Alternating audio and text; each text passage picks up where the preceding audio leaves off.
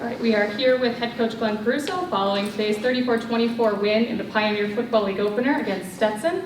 We will begin with a comment from coach and then open it to the floor. First and foremost, family weekend on campus, excited about that. Great crowd, fun when you're in that environment, but a great day to remember the people who have put us in this situation to be here, those family members. And I think that that win in large part should honor the families and the parents, not just of our players, but of all of our students, players who are here. So grateful for that. Fast start, as fast as I think I can ever remember getting out to. I don't remember being able to coach in a game where there were back-to-back-to-back touchdown drives without the offense touching the ball. 2 on special teams, 1 on defense. And although we had a little bit of a tougher time stopping them in the second half, really happy with how we were able to play defense and at least make them a little bit more one-dimensional when we face a team that's ready to go that fast. That's a run and shoot type, whatever you want to call it, offense. It's tough to keep bottled up, and I think we did a pretty good job today. So, open up to questions. What was the difference of the defense in the second half? Well, I think number one, you got to give Coach Young credit and their staff too, right? So they were able to figure out as time goes on. They ran the ball a little bit more efficiently in the second half. I think what we did well in the first half was change the quarterback's clock, his internal clock a little bit, and I think at halftime they probably were able to get him to reset. He's a really good player. He was the offensive player of the year in the conference as a freshman 2 years ago, and I think they kind of brought him back to Midland and refocused him. But after that, he also placed some really nice balls that were really tough. We defended 3 of them, but they also caught a couple of them and attacked us vertically. Our pass rush didn't get home quite as much as we're used to. And that was the difference in the second half because it wasn't so much field position based. They did a nice job going on 2 extended drives to get them within 14 points. And then there was the drive that field goal put it up 17-3, scores again, and that's when the game shifts, at least for us. Would it having Ryan Seaver help with that a little bit? I can't say it would have hurt, right? I mean, he's the best player, one of the best players that are on the field, certainly. I don't think there's any reason to think that was part of it, but not all of it, if that makes sense. What did you do? Go ahead. Personal foul, did not see it. I saw the play before it where he was personal fouled and it wasn't called. Definitely saw that and made that note to the officials that if it's going to get out of hand unless they control it, right before that play. But I didn't see it, so I'll have to go look at it. When did you guys see something on the 2 punt blocks, block punts? Did you guys see something on film that you were able to exploit there? Yes, but the thing that I thought was beautiful about the first punt block was it was a formation. In the first 4 games, they might have punted 26, 27 times, something like that. And all of them have been a specific formation, which we practiced all week. They were backed up. They were at the 9, 10, 11-yard line. They came out in a double-tight punt, which was not their normal punt. They only showed it 1 time in the second quarter of the Harvard game. And I love how our guys, because we didn't practice that, we practiced what they did the other 25 punts for the most part, and you don't have a whole lot of time on special teams. So our guys did a really good job of not panicking, sticking with their base rules, aligning where they need to, getting off the ball, and taking it off the foot. And another really neat thing about those 2 punt blocks, I think a lot of people, if you watched it as a fan, you probably would say, they need to get that punt protection squared away. It wasn't the same area that they came from. One came from the man side from the kicker's right, one came from the zone side from the kicker's backside. And so if you think about, I think Mark Kabaki, our special teams coordinator, and our staff do an awesome job with it, like really, really, really diligent. If you look at it, it's really very similar to the way that you would attack a protection plan or have a blitz plan, right? And when you have a good blitz plan, it can't just come from one really good player and frankly, we're playing a lot of the special teams right now. We're playing with guys that don't have a lot of special teams reps. And after the second one, the thing I said to Mark on the phone was, it's just really impressive that we're able to do this without having a ton of guys that are starters littered all over special teams. And I thought I was really impressed by that, and it's fun to see how hard those guys work. So the first one they had to read and react, and the second one came from a completely different place than the first one. Yes, sir. Yes, sir. And I don't know whether or not, I'd have to go back and watch the film. I don't know if there was an overreaction to the first one that led to the second one. I have no idea. But it's nice to be able to bring pressure from different places and still get home. And then, a lot of times it seems first world problem. Like, I understand this, but when the ball is bouncing around on a blocked punt and it's in the end zone, it's not always a gimme because that ball gets scored out of the back and it's 2 points, not 7, right? So you don't always know how many times do you get that. There's a lot of anxiety. You got a guy jumping on a ball. They're running to the ball too. So that was pretty nice. The second one, certainly, I don't know the exact field position, -28, -29. There was some more open field where we were able to have time to scoop and score, but just fun to see. How do you think your O-line played today? I think the O-line played really well, and I would say a lot better than the offense presented. At halftime, and well before halftime on the headphones, you could see the line of scrimmage being reestablished. Like, you could see it started there, and 2 seconds later it's there. Like that, it was really impressive. What I don't think we did a very good job of is getting the ball to that area urgently enough.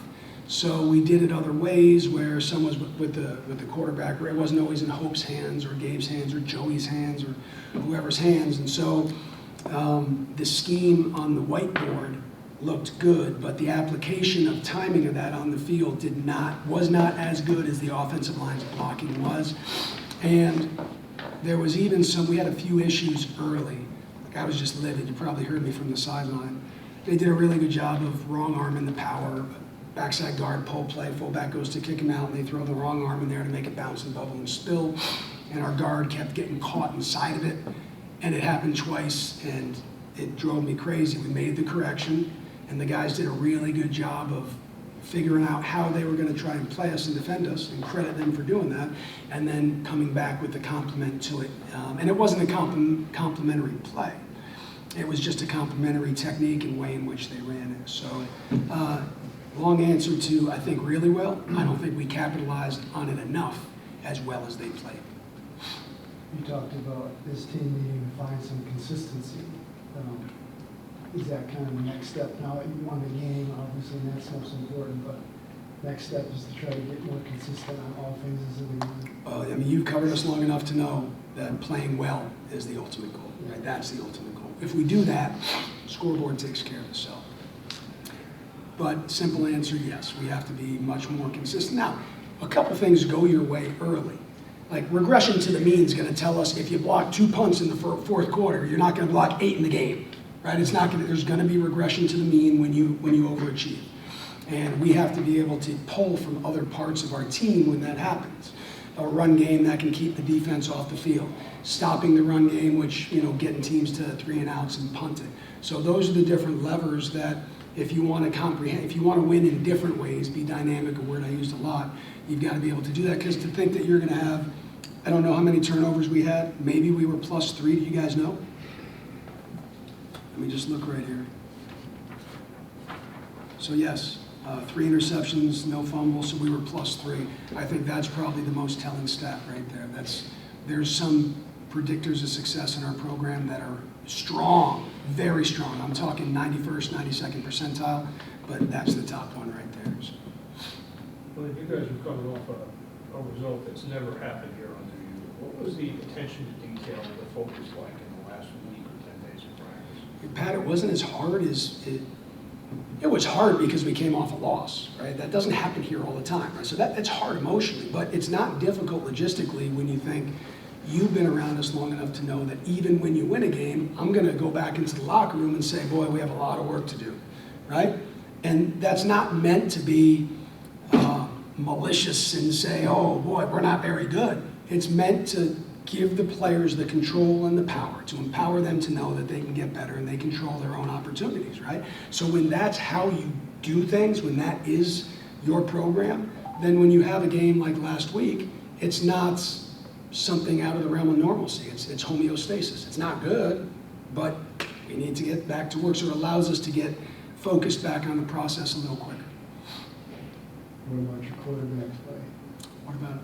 What did you think of it? Inconsistent. I think we missed, in the first half, I think there were 3 I'm not going to say really wide open, but over the years, maybe we're spoiled, and that certainly could be. But I think about the second drive, when we lined up really heavy in motion to Colin across, and we went with the post route, and both of them came open. It was actually J-Dubs.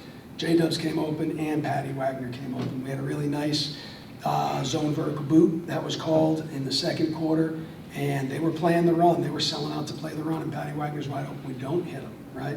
And then the one right before half, which cost us 4 points.